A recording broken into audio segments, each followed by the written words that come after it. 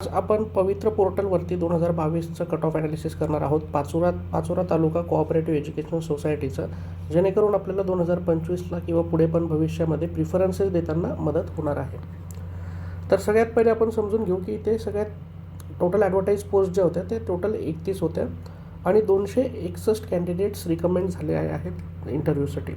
म्हणजे अगोदर एकाच 10 प्राधान्यक्रम होतं मित्रांनो, आता एकाच 3 प्राधान्यक्रम आहे. त्यामुळे आपण काय करत असतो, आता सगळ्यात पहिले कॅटेगरी वाईज इथे ॲनालिसिस करणार आहोत, त्यानंतर पोस्ट वाईज आपल्याला बघायचं आहे आणि नंतर आपण टॉप 3 कॅन्डिडेट त्या 10मधनं पण एकाच 10मधनं टॉप 3 कॅन्डिडेटचे स्कोर्स काय होते, म्हणजे तुम्ही इंटरव्ह्यूसाठी तुमच्या स्कोरच्या बेसिसवरती शॉर्टलिस्ट व्हायचे चान्सेस काय असतील ते आपल्याला लक्षात येणार आहे. इथनं आपण सायंटिफिकली काढू शकतो की आपण या संस्थेला जर जुना कट ऑफ पकडला आहे ॲनालिसिससाठी तर आपण शॉर्टलिस्ट व्हायचे चान्सेस किती आहेत. तर तुमचे मार्क्स बघत असताना आता आपण सगळ्यात पहिले कॅटेगरी वाईज जेव्हा ॲनालिसिस करू तेव्हा बघा तुमचे मार्क्स बसत आहेत का त्यामध्ये, त्यानंतर पोस्टमध्ये बघा आणि टॉप 3 कॅन्डिडेट्समध्ये पण तुमचे मार्क्स येत आहेत का ते बघायचे आहे. जेणेकरून आपल्याला जे मर्यादित 50 प्राधान्यक्रम आहे त्यामध्ये सगळे महत्त्वाचे जिथे आपण शॉर्टलिस्ट होऊ शकू असे प्राधान्यक्रम देण्यास मदत होईल.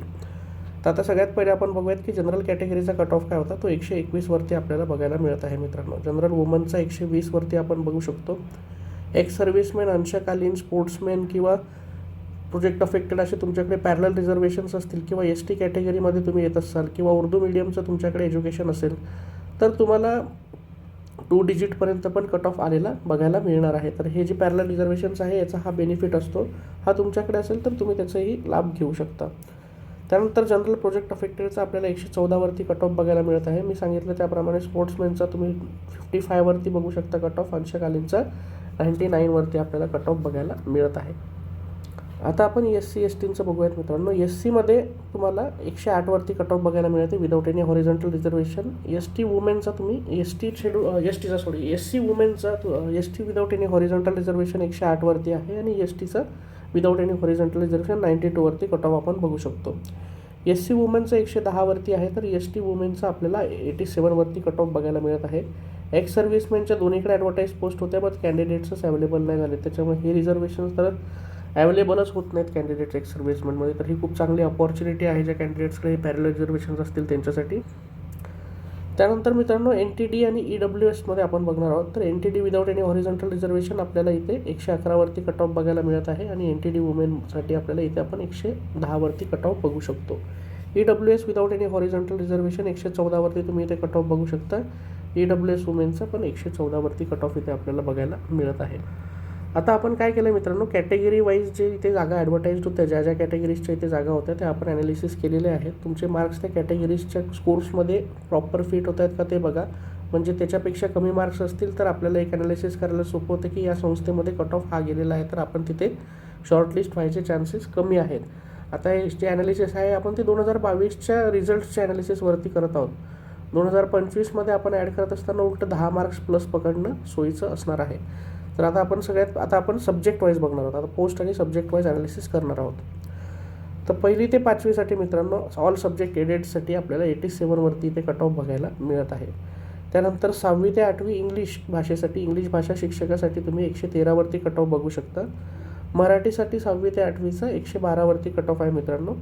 आणि मॅथ्स सायन्सचा 6वी ते 8वीचा कट ऑफ इथे अवेलेबलच नाही, कारण 2 ॲडव्हर्टाईज पोस्ट होत्या, कॅन्डिडेट्सच अवेलेबल नाही झालेत. त्यानंतर मित्रांनो सेकंडरी स्कूलचं बघणार होतं म्हणजे 9वी 10वीचं. इथे मोस्टली कट ऑफ जास्त लागतो कारण इथे CTET किंवा तुम्हाला TTETची आवश्यकता लागत नाही, त्यामुळे इथे फक्त BEdवरती आणि टेटच्या स्कोरवरती रिझल्ट असल्या कारणाने आपल्याला इथे कट ऑफ थोडेसे 6वी ते 8वीपेक्षा कम्पॅरेटिव्हली जास्त बघायला मिळतात. तर ग्रॅज्युएट टीचर 9वी 10वी भाषा शिक्षकासाठी इंग्लिश लँग्वेजसाठी आपल्याला कट ऑफ बघायला मिळतो 109. इथे टोटल 5 ॲडव्हर्टाईज पोस्ट होत्या. त्यानंतर ग्रॅज्युएट टीचर 9वी 10वीसाठी हिंदी भाषा शिक्षकासाठी 1 ॲडव्हर्टाईज पोस्ट होती आणि 100वरती आपल्याला कट ऑफ बघायला मिळत आहे. ग्रॅज्युएट टीचर 9वी 10वीसाठी मॅथमॅटिक्सच्या 2 ॲडव्हर्टाईज पोस्ट होत्या आणि 123वरती तुम्ही इथे कट ऑफ बघू शकता. मॅथ्स सायन्सचा आता मॅथमॅटिक्सची वेगळी जागा आहे मित्रांनो इथे आणि मॅथमॅटिक्स सायन्सची वेगळी जागा आहे. यामध्ये 3 ॲडव्हर्टाईज पोस्ट होत्या आणि 123वरती आपल्याला कट ऑफ बघायला मिळत आहे. आता कट ऑफमध्ये मित्रांनो मीडियमचं पण खूप जास्त मॅटर करतं मित्र. तुमच्याकडे जर उर्दू मीडियम असेल, हिंदी मीडियम असेल, इंग्लिश मीडियम असेल तुमचं, तर या मीडियम्सचा कट ऑफ कम्पॅरेटिव्हली मराठी मीडियमपेक्षा जास्त कमी बघायला मिळतो आपल्याला. मराठी मीडियमचा कट ऑफ या सगळ्या मीडियमपेक्षा जास्त आपल्याला बघायला मिळतो. आता आपण 11वी-12वीचं बघणार आहोत मित्रांनो, ज्यामध्ये हायर सेकंडरी आपण बघत आहोत, हायर सेकंडरी टीचरसाठी. आता यामध्ये काही ठिकाणी तुम्हाला पार्शली एडेड आणि काही ठिकाणी एडेड दिसेल. पार्शली एडेड म्हणजे 40% जर असेल तर तुम्हाला तुमच्या सॅलरीचा 40% भाग हा मिळत असतो. आणि एडेडमध्ये तुम्ही जर बघसाल कम्प्लिटली तर तुम्हाला 100% सॅलरी मिळत असते. पण इथे तुम्हाला शिक्षण सेवक करावं लागतं, इथे शिक्षण सेवक तुम्हाला असत नाही.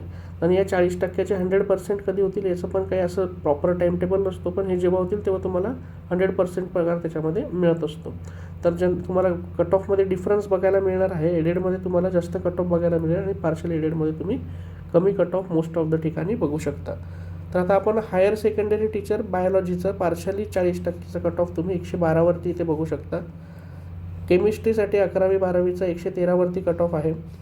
ग्रँटेडचा एन्व्हायरमेंटल सायन्सचा आता जे विषय कमी आहेत त्यांचा कट ऑफ आपल्याला 85वरती, जे रेअर सब्जेक्ट्स आहेत त्यांचं पण आपल्याला कट ऑफ कमी बघायला मिळतात.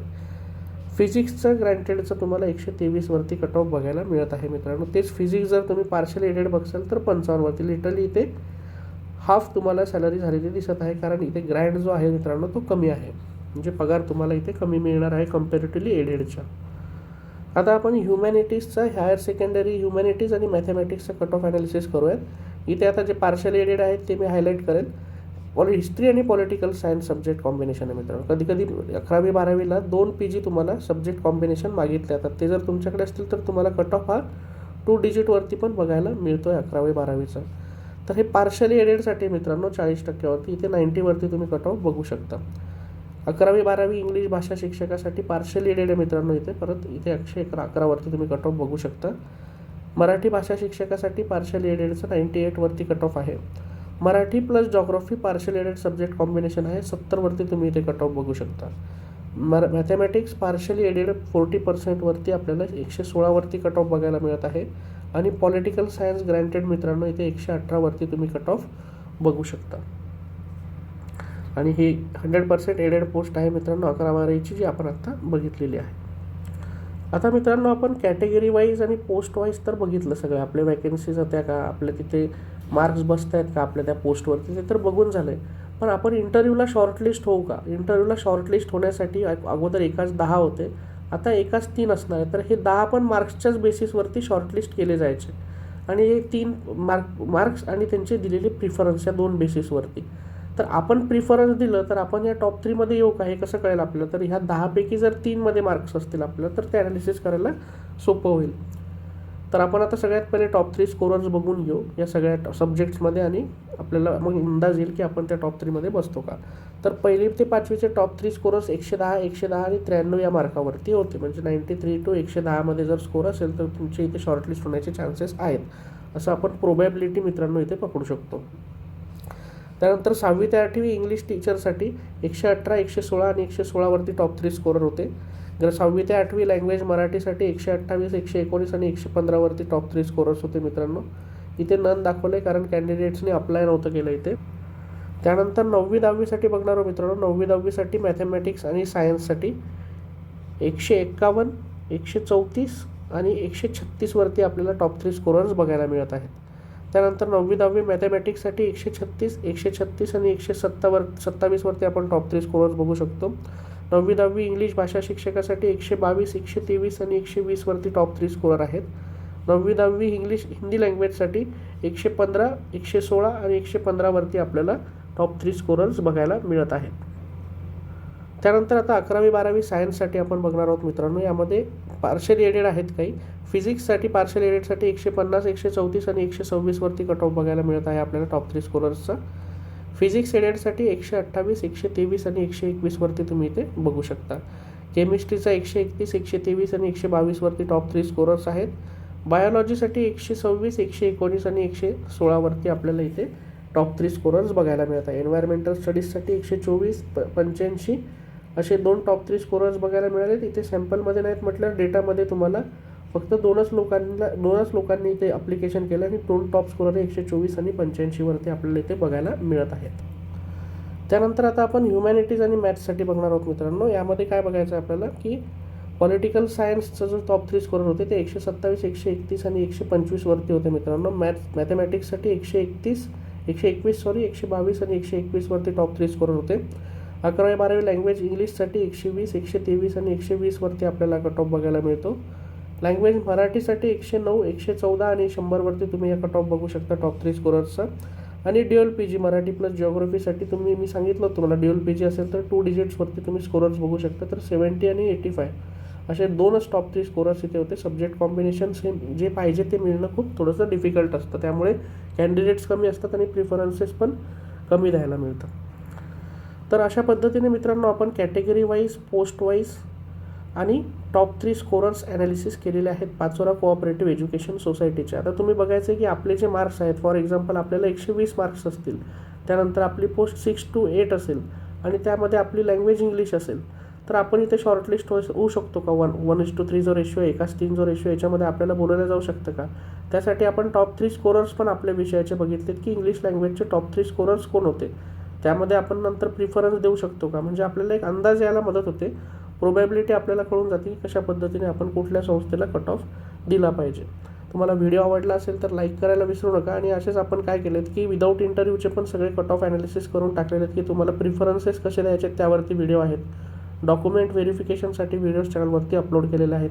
व्हिडिओ आवडला असल्यास व्हिडिओला लाईक करायला विसरू नका, चॅनलला सबस्क्राईब करा. आणि या सगळ्या PDF ॲनालिसिस करायसाठी मी तुम्हाला डिटेलमध्ये टेलिग्राम चॅनलवरती टाकलेलं आहे, तिकडे पण तुम्ही जॉईन होऊ शकता. धन्यवाद.